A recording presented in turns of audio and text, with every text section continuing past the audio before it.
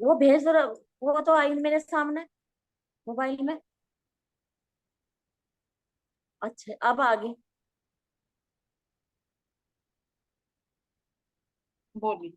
प्रणाम। प्रणाम जी। प्राणनाथ प्यारे की जय, सतगुरु महाराज की जय, सभी सुंदर साथ की जय। रब्द करे औरन को, निंदे आपको, आपको आप बढ़ावे, मयान कथे गुण गाए आपके, होकार मचावे। ये लोग दूसरों की निंदा करते हैं तथा अपने मुख से अपने को सबसे श्रेष्ठ मानते हैं। इस प्रकार आपस में हमेशा ही लड़ते झगड़ते रहते हैं।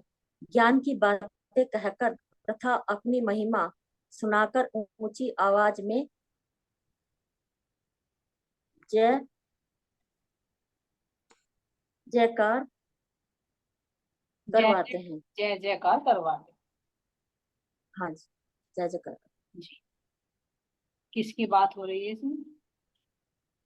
बस क्या? ये हो कि मतलब जैसा हम सब हैं, कोई भी है या किसी भी धर्म के हैं, सब अपने अपने पंथ की बात बताते हैं। अब अपने जिसे भी जो जिसे मानता है कहता है, अपनी जय जयकार करवाते हैं, कहते हैं कि हम ही श्रेष्ठ हैं। जो हम बता रहे हैं, जिसे हम मानते हैं, वही श्रेष्ठ है। सब अपने बारे में यही कहते हैं और अपनी जय जयकार करवाते हैं। हमारे प्राणनाथ जी हैं, जिन्होंने हरिद्वार में सब पहले सबकी सुनी और फिर अपने बारे में अपने तरीके से फिर उन्हें अपने पंथ के बारे में उन्होंने समझाया। तो यही शिक्षा मिलती है कि भाई हम सब जीव आप अपने बारे में बताते हैं, जो जिसे भी मानता है उसी के बारे में बताते हैं, जय जयकार बोलते हैं, कहते हैं कि नहीं हमारा पंथ बड़ा है, हमारा पंथ बड़ा है। और जो जागृत जीव है, जागृत सुंदर साथ है, वो पहले सबकी सुनते हैं और फिर वो अपने हिसाब से उन्हें समझाते हैं कि तुम्हारा कैसे बड़ा है और कैसे वो बता रहे, कैसे दूसरों को समझाते कि कौन बड़ा है कौन छोटा है। उसे परमात्मा की पहचान करवाते हैं, जी। कौन बड़ा परमात्मा के बारे में। इसमें सुंदर सा जी बिल्कुल सही कह रहे हैं बबीता जी आप। है ना, ये चीज हमारे पर भी अगर घटित हो हमें भी कही, क्योंकि महाराज जी कह रहे सभी लोग कहते हैं, है ना, दूसरों की निंदा करते हैं और अपने मुख से अपने को सर्वश्रेष्ठ बना मानते हैं। इस प्रकार आपस में सब झगड़ते रहते हैं, ज्ञान की बातें कहकर अपनी महिमा सुनाकर ऊंची आवाज में जय। तो ये बात तो हम भी करते हैं, तो फिर कैसे कहेगा कोई हर कोई कह सकता है कि ये बात तो तुम भी कर रहे हो। मान लीजिए अगर हम किसी की वास्तविकता बताए तो कहेंगे भाई तुम तो सब देव देवताओं की निंदा करते हो, अपने को श्रेष्ठ बनाते हो, फिर झगड़ते भी रहते हो, आप तुम तो आपस में भी झगड़ते हो और की तो बात क्या करें। है ना, और ऊंची आवाज में तुम जय जयकारा भी लगाते हो, तो फिर किस बात से प्रमाणित करेंगे?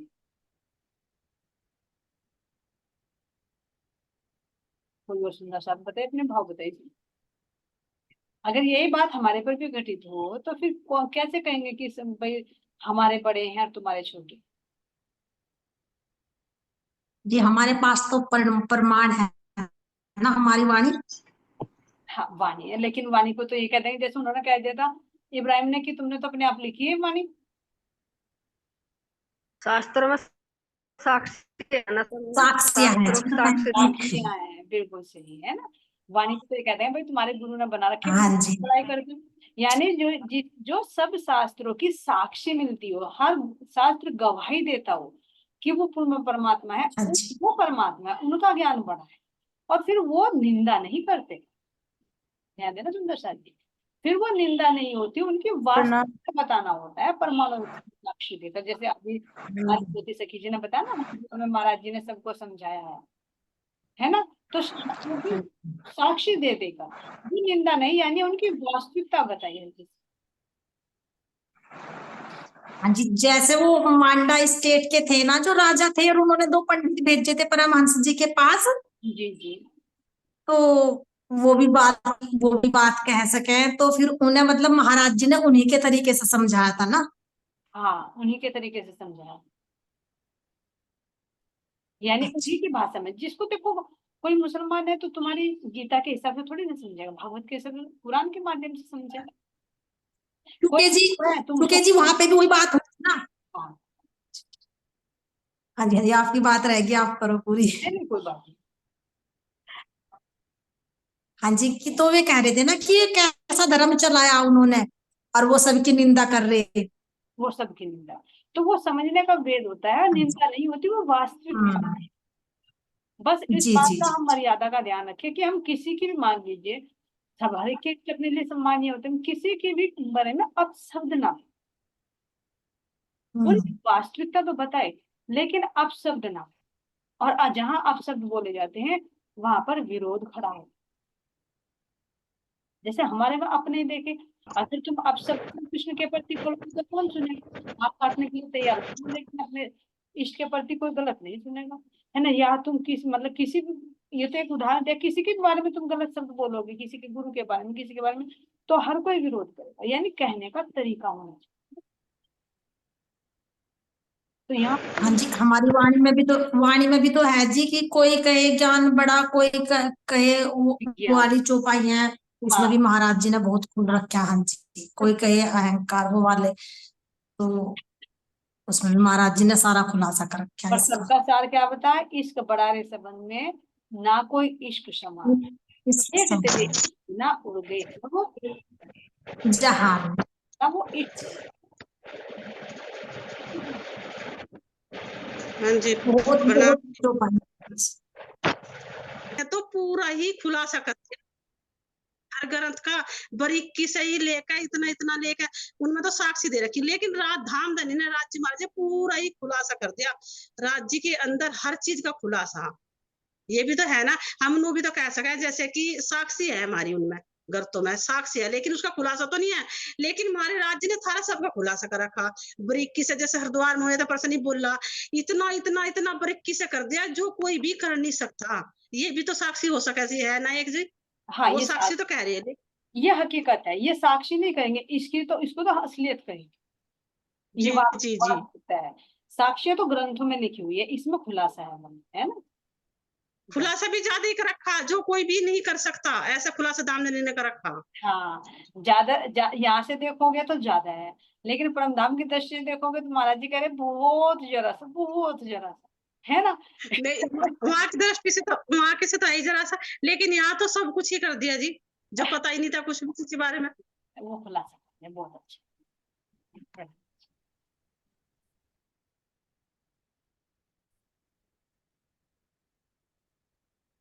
बोले श्री प्राणनाथ प्यारे की जय, श्री सतगुरु महाराज की जय, सतगुरु श्री रामचंद्र जी महाराज की जय, श्री शेरपुर धाम की जय।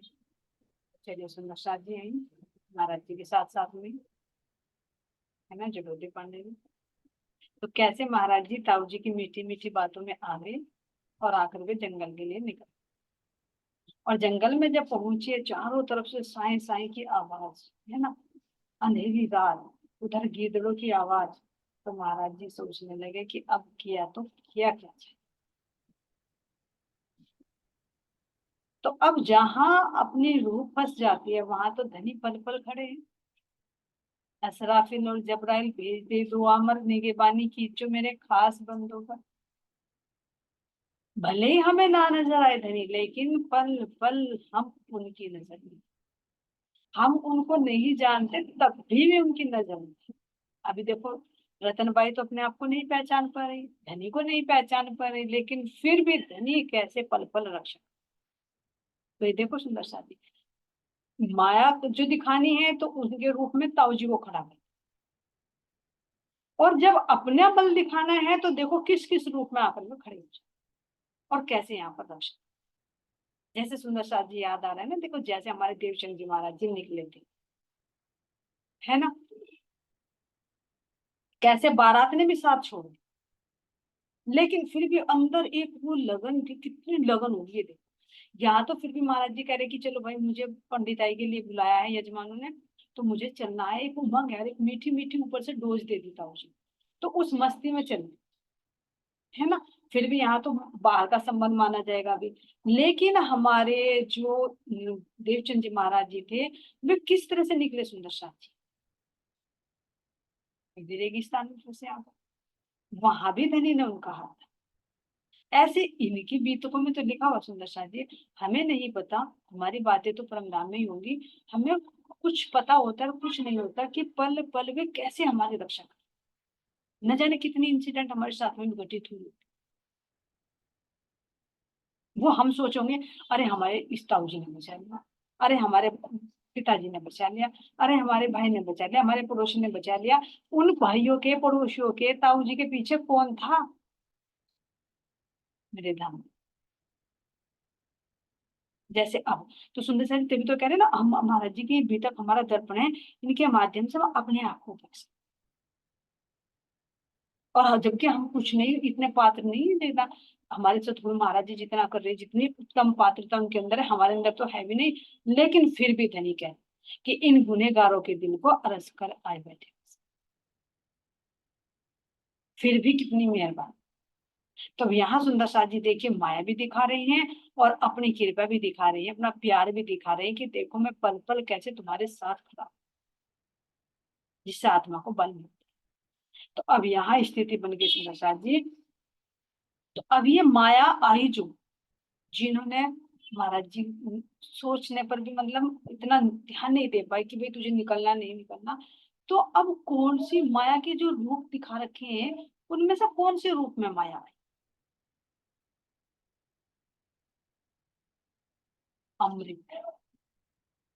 अमृत का मतलब मीठी भाषा, यहाँ के सुख वैभव, है ना अमृत। रूप, रस, छल, बल, वल, अकल, कुटिल, कोमल, चंचल, चतुर, चपल।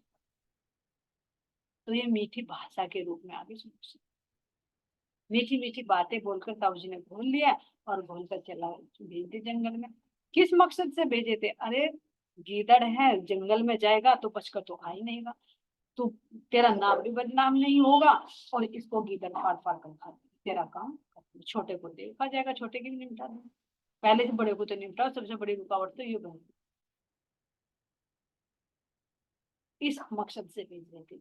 लेकिन जाके राखो साइया मार सके ना, पल पल जब धनी सिर पर खड़े हैं ना तो कोई कुछ नहीं दिया। तो कह रही सुंदर साथ जी यहाँ पर, अब चलिए वहीं पर ले जा, हम तो फिर भी बालक ही थे, करते क्या यदि कुछ आ जाए, ताऊ ने भेजा यूं ही था, ताकि जानवर ही खा जाए। महाराज जी कह रहे कि बड़े बड़े जो सूरवीर थे ना, उनके भी दिल दहल जाते थे उस हालत को देखकर, कि जब बच्चों को गांव में से ही गीदड़ उठाकर ले जाते थे, तो ये देखो कितना मतलब बल होगा उनके अंदर, कितनी निडरता होगी उनकी, वे आदमियों से भी न डरते होंगे, और बच्चों को उठा उठा कर लेकर फाड़ जाते, खा जाते। और महाराज जी कह रही है कि मैं तो बालक ही था, फिर मैं अगर कुछ जानवर मिल जाता तो मैं क्या करता, पहले नहीं सोची घर से। ऐसे सुंदर साथ जी, हमें भी जब मूल मिलावे थे इस जगत में आए ना, हमने नहीं सोचा था कि माया क्या करेगी, हमने तो कहा था माया हमारा क्या बिगाड़ लेगी। आगे इस खेल की चाहत है, देखे धनी जी आप ही नहीं दिखाते हमें, हमारा इश्क बड़ा है और आप बात छिपाते हो, तो फिर आपका इश्क बड़ा कैसे? तो इस माया में आकर फंस गए, लेकिन फंसे तो फंसे, फिर भी धनी पल पल रक्षक। चाहे यहाँ हम किसी माया के कोई से भी हथियार में फंस जाए ना, धनी पल पल साथ है, वो रक्षा करते जैसे सतगुरु महाराज। तो यहाँ कह रही हैं कि ताऊ ने तो हमें इसी तरह से भेजा था कि कोई जानवर खा जाए और इनकी कहानी खत्म, हमारा रास्ता साफ, यही हमारे कांटे का रास्ता। इल्लत कभी इल्लत कटी माँ बाप की, तो बेटे की ऐसे काटो, छोटे की देखी जाएगी, घर भर आपस में बांटो। माता पिता की तो इल्लत कट गई, वे तो चले गए, है ना। अब जो बड़ा है इसकी इस तरह से काटो, क्योंकि कुएं में डालते हुए तो देख लिया था उन्हें, चौधरी ने बचा दिया था वहां। अब जंगल में भेज दे तो मीठी मीठी बातें करके लालच में फंस जाएगा, और जंगल में जानवर मार मार कर खा जाएंगे इसको, इसका तेरा काम बन जाएगा और नाम, सांप भी मर जाएगी और लाठी भी नहीं टूटेगी। इस मकसद से मीठी मीठी भाषा बोल कर भेजा था। नहीं तो भला जो ताऊ सारी दक्षिणा रख रहे थे और किसी के यहाँ जाने भी नहीं देते, तो रोड़े अटकाते थे, आज भी इतने प्यार से भेज रहे हैं कि तू चला जा। अब समझ में आई कि ताऊ जी ने क्यों भेजा था। जो कार्य हो लेता है ना, तो बाद में पता चलता है इतनी मीठी मीठी बातें क्यों कर रहा था। अब समझ में, है ना। अब देखो, अब अंदर में जब विवेक जागृत होगा, थोड़ी सेंस आएगी, तो ये तो सोचेगा कि भाई मैं अब करूँ तो करूँ क्या, आ तो गया मैं गाँव से जंगल में, तो अब बचने का तो कोई ना कोई उपाय करना पड़ेगा। तो महाराज जी ने छोटा सोचा कि चढ़ बैठे अब एक पेड़ पर, उचित यही मन ने माना। राज्य महाराज जी ने अंदर से दिल में डाल दिया कि अब कुछ तो उपाय कर, घर से तो निकल लिया, लेकिन अब उपाय तो कर। जैसे हम घर से तो निकल गए मूल मिला, वैसे तो यहाँ खेत जगत में आ गए, लेकिन अब धनी डाले कि घर भी तो चलना है, कुछ युक्ति लगा। आ जाता है विवेक धनी के ही। तो महाराज जी के दिल में आ गया कि अब मैं कैसे करूँ भाई, अब घनघोर जंगल है, तो तू ऐसा कर, चुपचाप पूरी रात पेड़ पर बैठ। और जैसे सुबह दिन निकलेगा, भाई जो जंगली जानवर होते हैं वे छिप जाते हैं उधर उधर, क्योंकि सूर्य के प्रकाश में तो वे नहीं करते, है ना। तो उनके दिल में आया कि तू एक पेड़ पर चढ़कर बैठ जा, और पेड़ पर चढ़कर बैठ के तेरी रात बीत जाएगी, और फिर जैसे ही सवेरा होगा तो फिर लालन खेड़ी पहुंच। पहले अपनी जान बचा, देखी जाएगी पंडित भाई की, जैसे जैसे होगा, जो मिलेगा नहीं मिलेगा, पहले अपनी जान है, जान है तो जा। ऐसे सुंदर साथी यहाँ पर कह रहे हैं, जाए भाड़ में जजमानी, प्रोहताई का आना जाना, वृक्ष देख कर एक बड़ा सा, मैं सीधा उस ओर चला। जाए भाड़ में जजमानी, भाई पहले अगर मेरी जान बची रही तो आगे कुछ कर भी पाऊंगा, अगर ना आज जान पर ही आ पड़ी, कोई जानवर मिल गया तो कैसे बची। तो विचार आया कि एक पेड़ पर चढ़कर बैठ जाओ, और जैसे ही दिन निकलेगा तो क्या करेंगे, पहुंच जाएंगे अपने गंतव्य पे। तो अब उसको ध्यान नहीं दिया, ध्यान देना सुन। जो जजमानी करने के लिए जा रहे थे, जो माया का काम करने के लिए जा रहे थे, जान बचाने के लिए उसको भी एक तरफ उतार दिया। महसूस कि हम इस जंगल में फंस गए, इस भव सागर में फंस गए, घोर अंधकार है, अज्ञानता, चारों तरफ भयानक जानवर, कौन से अंदर ही है बाहर नहीं। काम का, क्रोध का, लोभ, ईर्ष्या, जो बार बार तीन गुणों की मार से तीन गुणों के भंवर पड़ रही हैं, और इस भव सागर में बार बार डुबकियां लगा रही हैं, आवागमन के चक्कर में फंस रही हैं, जो बार बार जानवर। तो जब थोड़ी थोड़ी सेंस आएगी कि भाई इन जानवरों से बचे कैसे, पता चले, पहले नहीं पता होता जब फंस जाते ज्ञान, लेकिन जब थोड़ा थोड़ा सा विवेक आए तो फिर कह रहे कि कुछ तो उपाय करो। तो जैसे महाराज जी कह रहे हैं कि पेड़ पर चढ़कर बैठ जाओ, इन जानवरों से बच जाएगा। तो हमारे लिए कौन है, जब तक दिन निकलेगा, जब तक दिन निकलने का मतलब जब तक आत्मा जागृत हो, जब तक आत्मा अपने स्वरूप में खड़ी हो, जब तक तू अज्ञानता में है, यानी अज्ञानता की ये रात्रि है, जीव भाव में है, तो जब तक तू क्या करे, अपने इस ब्रह्म ज्ञान रूपी वाणी रूपी पेड़ पर चढ़कर बैठ जाए, इसका सहारा ले, इसकी डाली पकड़ ले। जो बाहर माया के ये जंगली जानवर है ना, ये तुझे नहीं खा पाएंगे, इससे बच। और जब इस पेड़ पर चढ़कर बैठेगा तो धनी क्यों नहीं आएंगे, एक ना एक दिन तो आएंगे, क्योंकि जब उनका पल्ला पकड़ रखा, छेड़ा पकड़ रखा है, तो वो क्यों नहीं लेकर जाएंगे। तो इसीलिए कह रहे कि जब तक इस इंसान में रहना, जब तक इस वाणी से अलग नहीं, यही है हमारे लिए सुंदर। इस अंधेरी रात में इन जंगली जानवरों से बचने का एकमात्र साधन है, यही हमारी ब्रह्म वाणी है, ब्रह्म ज्ञान है, जिस पर हमें बैठना है। बैठने का मतलब जिस पर हमें अपना चलन बना, जिस पर हमें जुड़े रहें, जिसका श्रवण मनन चिंतन चलन कर, बार बार आएंगे भेड़ी, बार बार आएंगे गिद्ध, कुछ अनेक जानवर हैं इसमें। यहाँ तो यही है, लेकिन यहाँ तो बड़े बड़े मगरमच्छ हैं। देखो पूरे पूरे विकार जो है ना अलग अलग जानवरों का रूप है। तो इनसे बचने का एक ही उपाय है जो महाराज जी दर्शा रहे हैं कि जब कुछ ना सूझे तो इस ब्रह्म ज्ञान को पकड़ लो, इस वाणी को पकड़ लो, इसका आश्रय। और जब इस पर पकड़े रखेंगे तो क्या होगा, एक ना एक दिन धनी आकर हाथ थामे ही था।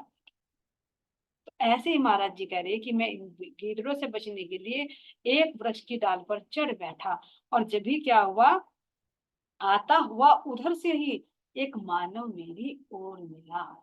यहाँ तो मानव के रूप में ही आएगी, क्योंकि नूरी रूप से तो नहीं आ सकते। क्यों नहीं आ सकते? अगर नूरी तन धारण करके आ गए तो यहाँ का जीव इस तन को छोड़कर खत्म हो जाए, क्योंकि उसको सहन करने के लिए भी तो एक आत्मबल चाहिए। जैसे यहाँ पर देखिए, अगर जितनी वोल्टेज कोई ट्यूबलाइट ले सकती तो उसमें उतना ही तो दोगे, उससे ज्यादा देर तो क्या होगा, चटक जाएगी। कोई भी चीज है, हर चीज की लिमिट है। इसी तरह से जीव के अंदर नहीं इतनी कैपेसिटी कि वो उस नूरी तन को अपने सामने साक्षात देख सके, जब तक वो उसके अंदर वो पात्रता नहीं बनती। जैसे भाव सिंह राजा का प्रसंग आता है सुंदर सा, उसने जिद की थी कि मुझे दिखाओ रासलीला, दिखाया, महाराज जी ने मना करने के बावजूद भी जिद की, दिखाया, लेकिन क्या हुआ, सूरता पहुंच तो गई रास में, लेकिन वापस नहीं आया, कोई छूट गया था। तो इसीलिए महाराज जी कह रहे हैं कि इसको पात्र बनाना भी जरूरी होती है। धीरे धीरे धीरे धीरे से ज्ञान देना, धीरे धीरे इसे इधर से हटा कर उधर को लगाना, धीरे धीरे से ध्यान की स्थिति में लाना। एक जैसे कच्चे घड़े को पकाया जाना, ऐसे इस जीव को पकाया जाता है। जब इसके अंदर ऐसे थोड़े जित कर बैठे परमात्मा दर्शन दे दे, दर्शन दे दे, वो दर्शन दे देंगे तो तुम सहन भी नहीं कर पाओ। तो यहाँ किसी न किसी रूप में आकर, इसी तो कहा कि सतगुरु के रूप में आकर में बातें करते हैं। सतगुरु के अंदर बैठे हुए धामधनी हूँ, इसीलिए कहा तुम स्वरूप, तुम में स्वरूप और तुम स्वरूप के सत। भेद तुम्हारे को लखे ब्रह्मानंद रस। तुम्हारे भेद को कैसे पता चलता? तुम्हारे जो तुम्हारे अंदर से उस ब्रह्म का आनंद झरता है, उससे पहचान होती है कि वो आनंद का झरना आखिर इस तन के पीछे कौन है, वो मेरे। तो यहाँ पर सुंदर साथ जी जैसे हमारी कैपेसिटी होती है उसी के अकॉर्डिंग ही वो तन धारण करके। अभी महाराज जी देखो देवचंद जी के सामने आए तो कैसे रूप में आए थे? दीवान रूप में आए, नूरी तन से तो नहीं आए। अरब में प्राणनाथ जी महाराज जी को दर्शन दिए थे जब वो खेता भाई के पैसों के मैटर में फिर रहे थे घूमते हुए, जब भी एक सिपाही के रूप में आकर दर्शन दिए थे। कई जगह प्रसंग ऐसे होता है। तो यहाँ पर भी सुंदर साथ जी अब महाराज जी के सामने कह रहे हैं कि जैसे मैं पेड़ पर चढ़कर बैठा तो मुझे आता हुआ एक पुरुष दिखाई, एक आदमी। अब देखो घनघोर जंगल में रात में कौन आ, मेरे प्राण प्रिय तो नहीं है बचाने के, है ना। मुझे देख कर बोला बालक किधर जा रहे हो बेवक्त, मैं बोला चढ़ बैठू जिससे खोज रहा था एक दरखत। तो जैसे ही दिल में आ रही थी कि मैं पेड़ पर बैठूं तो तभी आता हुआ एक व्यक्ति मिला। तो उन्होंने मुझसे पूछा कि बेटा इस वक्त कहाँ जा रहे हो? बेवक्त यानी अब समय नहीं कहीं यात्रा करने का टाइम, तो तुम कहाँ जा रहे हो? जी ने कहा कि मैं तो भाई ये सोच रहा था कि मैं एक पेड़ खोज रहा था, दरखत कहते हैं पेड़, कि मैं एक ऐसा दरखत, एक ऐसा पेड़ खोज रहा था ताकि मैं उस पर बैठकर अपनी रात बिता सकूं, क्योंकि अब भयानक जंगल में मैं जाऊं तो जाऊं कैसे, चारों तरफ जानवरों का आतंक है। तो मैं अपनी जान बचाने के लिए, अपने को सुरक्षित रखने के लिए एक पेड़ की खोज कर। तो हम भी तो सुंदर साथ जी इन जानवरों से बचाने के लिए आश्रय ढूंढ रहा था ना हमारा जीव। अरे हम किसके पास जाएं, कौन हमें रास्ता बताए, किसको हम गुरु बनाए? तो धनी ने दे दिया ना, कोई सिर्फ किसी भी रूप में, चाहे एक सुंदर साथी। देखो एक सतगुरु तो है जो ज्ञान देते, लेकिन एक जो जोड़ने वाला होता है वो भी किसी फरिश्ते से कम नहीं होता, वो भी धनी का हुक्म। ये भी बहुत बड़ा काम है। अगर हम एक बिछड़ी हुई आत्मा को आत्माओं के समूह से जोड़ रहे हैं तो वो भी एक देवदूत का कार्य होता है, फरिश्ते का कार्य होता है। उसकी भी वैल्यू कम नहीं है, बहुत मान कार्य है एक भूले भटके को सही रास्ते। तो ये जो हम भटक रहे थे अब तक, किसी ने भी आकर ये बताया, अरे तू आना, देखी सत्संग सुनना, तो हमारी वाणी पढ़ना, या किसी से भी जैसे कर तो उससे सुनना, तो ऐसे सुंदर साथ जी महाराज जी कह रही हैं कि वो बीच में कितना महत्वपूर्ण होता है कि अगर हाथ पकड़कर इशारा भी दे दे कि आ जा इससे, तो जो अंकुरित होगी वो तो सुन लेगी, और जो अंकुरित नहीं होगी तो तुम 100 बेर पर बोलिए पर गले नहीं। लेकिन फिर भी महाराज जी कह रहे हैं कि अगर 100 में से 1000 को कहार एक बंदा मिला, एक अपनी रूह मिल गई, तो तुम्हारी वो मेहनत वसूल है। कैसे वसूल? प्रसाद जी यहाँ देखिए, यहाँ तो माया के कार्यों के लिए मैं देखती हूँ, जैसे सब्जी वाले हो गए या कोई फ्रूट वाला हो गया, तो कितनी बार, अब तो खैर वो लगा ली उन्होंने, रिकॉर्डिंग करके रख लेते हैं स्पीकर में, है ना, और लेकिन अब वो रख लेते हैं, लेकिन पहले तो ऐसे चिल्लाते रहते हैं ना पूरे दिन। तो हम सोचते थे, जब जाप करते थे, करते करते गला दुख लेता था, हम सोचते थे अरे चल छोड़। तो उन्हें सब्जी वालों को देखकर ये आता था, अरे देखिए ये भी तो रोज गला फाड़ फाड़ के गले में फिरते हैं, चलते भी फिरते भी हैं, है ना, और कोई लेता कोई नहीं लेता। कोई जरूरी है जितनी आवाज लगाए इतनी बार कोई ले, लेकिन फिर भी अपनी ड्यूटी निभा रही है। तो इनको देखकर कितना हौसला मिलता है। इसी तरह से अगर उन्होंने 10 बार किया, आवाज लगाई, अगर एक ने ली तो बिकी, तो अगर वो बोलेगा नहीं तो एक भी नहीं जाएगी। इसी तरह से अगर हम 10 के सामने कह रहे हैं, अगर 100 के सामने कह रहे हैं, अगर एक रूह सम्मत जुड़ गया तो वो हमारा कहना सार्थक। और ना भी मिले तो फिर भी अपना फर्ज तो हम कर ही रहे हैं कि अपनी रूहों को जितना हमें मिला है उस सही रास्ते पर तो हम लेकर चलने की कोशिश करें। ले जाने वाले तो धाम नहीं है, लेकिन अपनी तरफ से तो प्रियतन है ना। क्योंकि जब न्याय का समय होगा तो कम से कम हम ये तो कह सकेंगे कि धनी देखो, मैंने मेहनत तो की थी अपनी तरफ से, लेकिन मेरी मेहनत में इतना बल नहीं था। मेहनत तो की, किया तो, है ना, लेकिन अगर हम कुछ कर ही नहीं रहे, ना तो खुद चल रहे, ना दूसरों को चला रहे, बल्कि और टांग अड़का के उसको गिरा रहे हैं, तो हम क्या जवाब देंगे? पहले भी कहा था सुनो सर जी, यहाँ हम अपना अपना अकाउंट देखते हैं। एक दिन ऐसे दिन में आया कि अरे ऐसा तो देखिए कि अगर रांची पूछेंगी या सखियां पूछेंगी कि तू वादा करके चली थी कि अगर तू जागृत होगी, यानी तुझे कुछ जागृत, तो पूर्ण जागृत तो नहीं हो सकते सुंदर सर जी, लेकिन जितना ज्ञान मिला इतना तो कम से कम दे। जहां तक हम जिस सीढ़ी तक चढ़े उस सीढ़ी तक तो हाथ पकड़ कर लेकर चले, उससे ठीक है ना। तो अगर ये पूछा परमधाम में जब बातें होंगी, ये पूछेंगे तू भी तो वादा करके चली थी, तूने कितनों का हाथ पकड़ा, तो हम क्या जवाब दें? तो विचार करें। तो जब एक बार विचार किया ना, तो इससे ही पूछे ना, सबसे फर्स्ट नंबर पर मानिक बाई नजर आई, चेक करके देखना है ना, ये सामने की बात नहीं, लेकिन रियलिटी चाहे जितना भी है उनके पास में, इतना वो देने की कोशिश करते, किसी को अच्छा लगे बुरा, बल्कि बुरी बनी हुई है, रिश्तेदारों की, संबंधियों की, सबकी बुरी बनी हुई है, लेकिन यहाँ भले ही बुरे बन जाए, क्योंकि बुरे ही रहेंगे यहाँ की दृष्टि में, लेकिन उसकी दृष्टि में अच्छी, उसकी दृष्टि में अच्छी है। तो ये तो दिखाएंगे यहाँ कहाँ तू कितना कमा कर लेकर आई है। यही अपना खजाना है। जागो ने जगो, जागो और जगो, उस रास्ते पर चलो और चलो। धन्य है सुंदर साथ जी हम भी, कि हमें भी अपनी ऐसी मानिक बाई का संग मिला, है ना, जिससे हमें भी रास्ता। क्योंकि वो बल ना धनी, धनी खुद जिसको शोभा देना चाहते हैं ना, वो बल अंदर स्वहते डाल देते, वो रंग अंदर झलकता है। तो ये सुंदर साथी, हम अपना अपना अकाउंट देखें, यहाँ तो देखते हैं अरे मैंने कितना कमा लिया, मेरा बैंक बैलेंस कितना है, तो हम अपने बैंक बैलेंस भी तो देखें ना, अपनी आत्मा कितना डिपॉजिट किया हमने, कितना अपना समय दिया, कितना हम चले हैं, कितना हमने वाणी को आत्मसात किया है, फिर कितना हमने अपनी संगी आत्माओं को वो आहत दिया, कितना जो वाणी में महाराज जी कह रहे कि नई नई चरनी चढ़े, नए नए करे विचार, तो मैं इस वाणी के प्रति कितना नया नया विचार करती,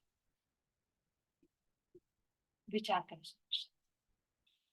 एक रूह का एक नया नया होता है। जैसे हमारी तान्या बेटी आया, किसी के दिल में नहीं आया, मेरे दिल में भी नहीं आया कि भाई चितवनी तो आए तो जरूर कि एक बार ऐसा करें कि भाई जो चितवनी में बहुत रैसे निकल रहे हैं, लेकिन हम थोड़े थोड़े निंद्रा में होकर इग्नोर कर देते हैं, अगले दिन फिर दूसरा।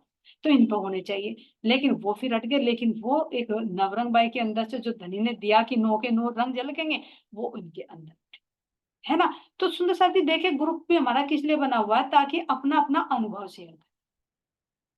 तो एक हमारी जो प्रेम सखी है वे चौपाई भेज देती है ना, और हमारे जो अरविंद भैया वे भेज देते हैं। तो अगर चौपाई भी फोटो खींच कर भेज रहे हैं तो उसमें ये बेस्ट रहेगा, क्योंकि सारी तो नहीं पढ़ पाते। एक चौपाई ले, उसका मंथन करे और उसको फिर अपने शब्दों में टाइप करके भेजे या फिर रिकॉर्ड करके, तो उससे दूसरी आत्माओं को भी मिलेगा, क्योंकि मंथन करके देगा, झुका तो नहीं। तो इस तरह से जो हमारी वाणी है सुंदर साथ जी, हमारे अंदर एक नए नए विचार आने चाहिए, ये नहीं सोए हुए की बात है।